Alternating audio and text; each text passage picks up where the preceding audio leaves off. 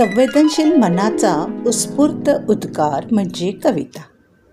वाल्मिकी ऋषी यांच्यापासून सुरू झालेली ही परंपरा अगदी आजही अव्याहतपणे सुरू आहे. साहित्य लिहिण्याचा प्रकार कुठलाही असो, त्यासाठी साधना महत्त्वाची आहे.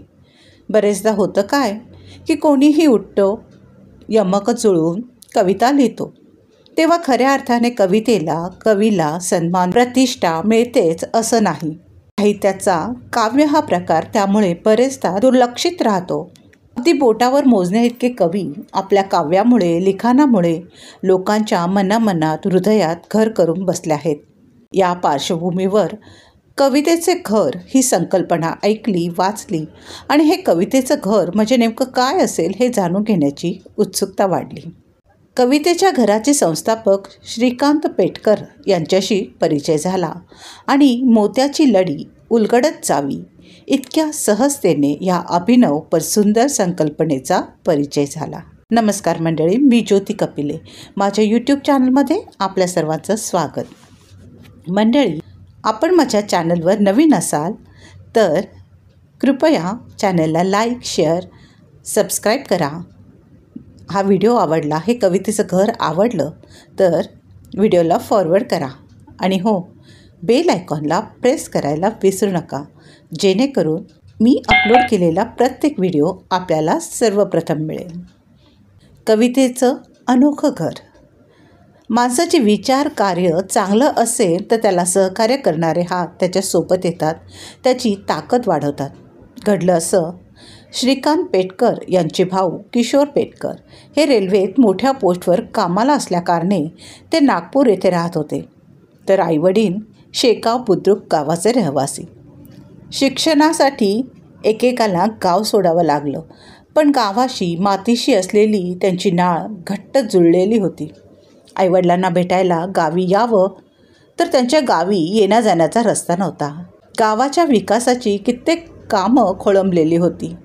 कित्येक गावागावात अशी सार्वजनिक कामं अर्धवट पडलेली असतात. रस्ते नाहीत, रस्त्यावर पडलेले खड्डे, गटार, इकडून तिकडून जाण्यास नीट पूल नाही, पाणी नाही, अशा अनंत अडचणी आणि गैरसोयी.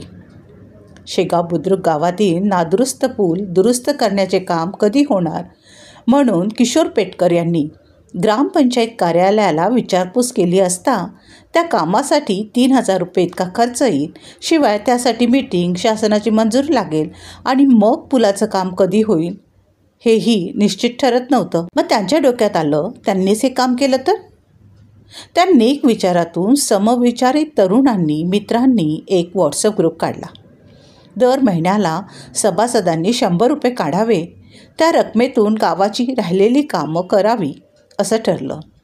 थोडक्यात सर्व काही सरकारच करेल असं न म्हणता गावातील कामं विकास ग्रुपच्या साह्याने शेगाव बुद्रुकचे रहिवासी करणार होते, करत आहेत.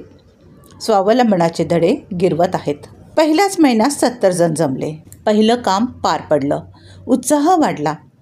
अशा प्रकारची कामं नियमित करावी असंही ठरलं. दरमहा प्रत्येकाने फक्त 100 रुपये द्यावे. एकाने हिशोब ठेवावा. 5 ते 10 तारखेपर्यंत कामं ठरवावी. ठरलेली कामं 10 ते 30 तारखेपर्यंत पार पाडावी. वेळेवर पैसे न देणाऱ्या सभासदाला पुढील महिन्यात ग्रुपमधून काढून टाकायचं आणि कोणी जास्त पैसे दिले तरी ते स्वीकारायचे नाहीत असं सर्वानुमते ठरलं. पेटकर बंधूंनी एक ज्योत पेटवली आणि त्या ज्योतीने अनेक दिवे उजळत गेले. शेगाव बुद्रुक गावाच्या विकासासाठी किशोर पेटकर, नितीन वैद्य, अमोल दातारकर, भालचंद्र लोढे आणि श्रीकांत पेटकर यांनी ठरवून विकास ग्रुप स्थापन केला. त्यामुळे झालं काय, त्यांच्या गावाशी आणि गावाच्या मातीशी असलेला ऋणानुबंध कायम राहिला. लोक जोडले गेले. आजही गावातील आणि गावाबाहेर गेलेले नागरिक दर महिन्याला विकास कामासाठी पैसा जमा करत असतात. एकीचं बळ म्हणतात ना, ते हेच. समूहात अनेक नामवंत व्यक्ती, कलाकार, साहित्यिक होते. भेटलं की गप्पा, गाणी, कवितांच्या मैफिली होत असे. किशोर पेटकर यांनी त्यांच्या मनात घोळत असलेल्या कवितेच्या घराची संकल्पना मांडली. श्रीकांत बापूराव पेटकर हे मुंबई MSCB येथील कार्यकारी अभियंता पदावर कार्यरत आहे. त्यांची आणि मी बौद्ध झालो या अनुवादित पुस्तकासोबत 10 स्वलिखित पुस्तके प्रकाशित झालेली आहेत. त्यांनी हा विचार उचलून धरला.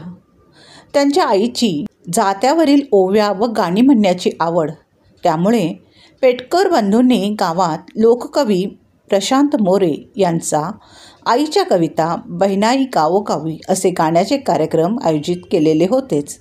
त्यामुळे श्रीकांत पेटकर यांनी लगेचच किशोर पेटकर यांच्या मनातील ती कल्पना उचलून धरली. किशोर पेटकर यांची संकल्पना, श्रीकांत पेटकर यांची साथ आणि दोघांच्या बहिणी भावंडांचा होकार कवितेचं घर साकार होण्यास कारणीभूत ठरला. सर्वांच्या आर्थिक सहकार्यातून आणि विकास ग्रुप शेगाव बुद्रुकच्या सौजन्याने कवितेचं घर ही 600 फुटांची अभिनव वास्तू उभी राहिली. या कवितेच्या घरामुळे केवळ गावातील मुलांना, कलाकारांना नव्हे तर पंचक्रोशीतील राज्यभरातील सृजनांना पंख लाभले. मुक्त अभिव्यक्तीचे व्यासपीठ लाभले. आपल्या सुखदुःखांना कवितेत गुंफणारे कवी काय, किंवा स्वतः कवी नसले तरी पारंपरिक कविता ओव्या गुणगुणणारी माणसं काय, अशा सर्वांच्या सर्जनशीलतेने भारलेलं हे कवितेचं घर होय. त्या कवितेच्या घरात मुक्त प्रवेशामुळे गावातील आणि जवळपासच्या भागातील महिला येऊन कविता सादर करतात, ओव्या गातात. तर तिकडे काही शिक्षक येऊन आपल्या विद्यार्थ्यांना कविता शिकवतात. घरातील कोपऱ्यात उखळ आहे, जातं आहे, त्यावर आया बहिणी येऊन लोकगीतं म्हणतात. स्त्रियांच्या त्या ओवी गीतांना भावभावनांचा विविधांगी स्पर्श असतो. परंपरेने चालत आलेला अलौकिक असा सुगंध असतो. त्या गीतांचा दरवळ समाज मनात खोलवर रुजलेला आहे. कौशल्याबाई पेटकर आज 84 वर्षाच्या आहेत. त्यांच्या आवाजातील गोडवा कायम आहे. आजही त्या खड्या आवाजात ओवी गीतं गात असतात, वाचत असतात, जुन्या आठवणींना उजाळा देत असतात. तर अशा या पेटकर बंधूंच्या माऊलीच्या जीवनावर आधारित आत्मकथनपर पुस्तक कौशल्यायन, ज्याचे शब्दांकन किशोर पेटकर यांनी केले आहे, नुकतंच प्रकाशित झालं आहे. कवितेचं हे घर म्हणजे कवितेशी संबंधित कार्यक्रमांना आणि उपक्रमांना वाहिलेली वास्तू आहे. कवितेच्या घरातील भिंतीवर मराठीतील प्रसिद्ध कवींच्या कविता त्यांच्या छायाचित्रासह लावण्यात आल्या आहेत. कवितेच्या घराला जुन्या जाणत्या कवीचा वारसा जपायचा आहे, कारण त्यामुळे कवितेचं घर पाहण्यास येणाऱ्या काव्यप्रेमींना त्या प्रसिद्ध कवीच्या कवितांची ओळख होणार आहे. त्यातून नवीन कवी निर्माण होणार आहेत. कवितेचा कार्यक्रम करण्यासाठी कवितेच्या घराचे दार सतत उघडे असते.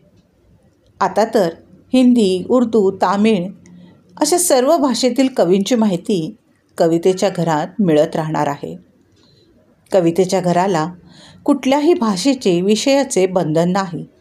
त्यामुळे मराठी, इतर भाषा, काव्यातील गोंधळ, ओव्या, भजन, कीर्तन, भारुड, लोकगीते, पोवाडे असे सर्व प्रकार त्या घरात सादर केले जात आहेत आणि सादर केले जातीलही.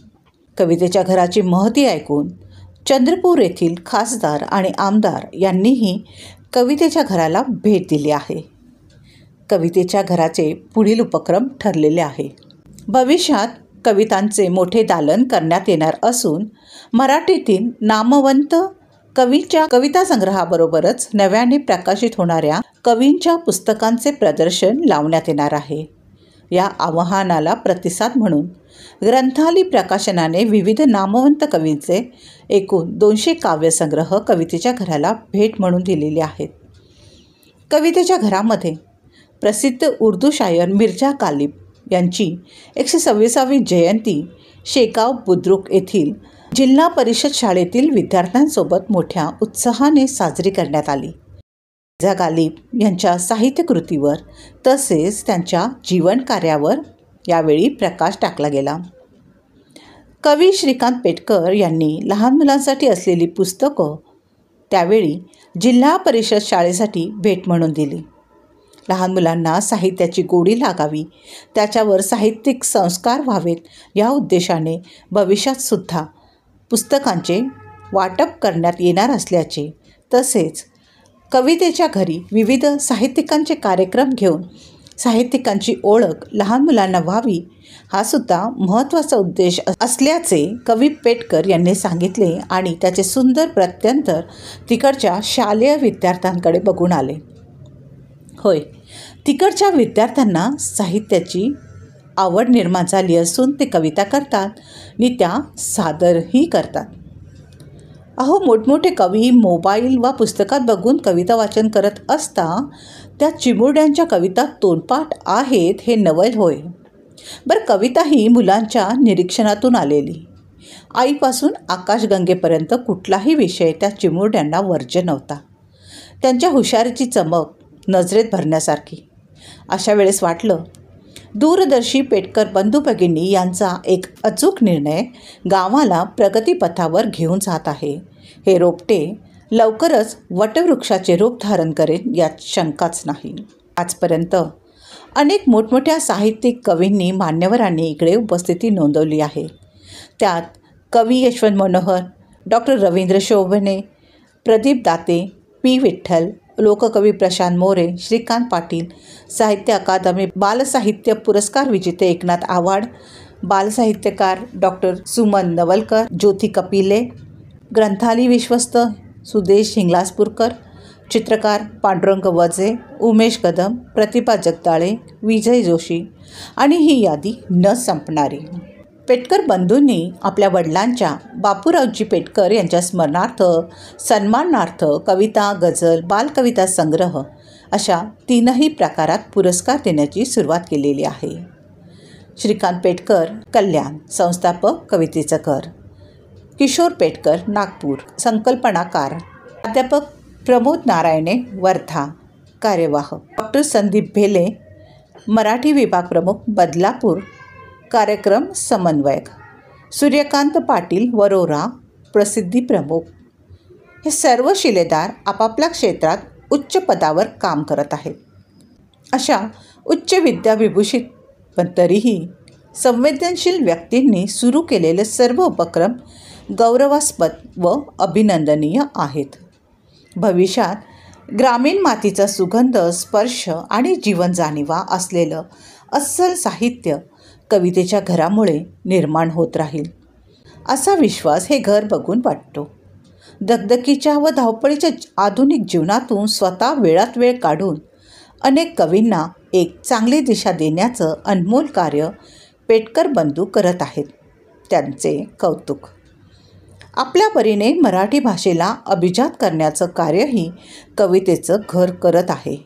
भाषा इकडे नदी होऊन खळाळत आहे. ती प्रवाही राहो, ती सतत प्रवाही राहो या सदिच्छा कवितेच्या घराला देत आपण आंतरिक समाधानाने भरून पावतो. तर हे आहे कवितेचं घर. आता या कवितेच्या घरी तुम्ही कसे जाल हा प्रश्न तुम्हाला नक्कीच पडला असेल. तर चंद्रपूर जिल्ह्यातील वरोरा तालुक्यातील शेगाव बुद्रुक गावात हे कवितेचं घर आहे आणि कवितेच्या घराशी संपर्क साधण्याचा फोन नंबर हा आपल्याला डिस्क्रिप्शन बॉक्समध्ये मिळेल.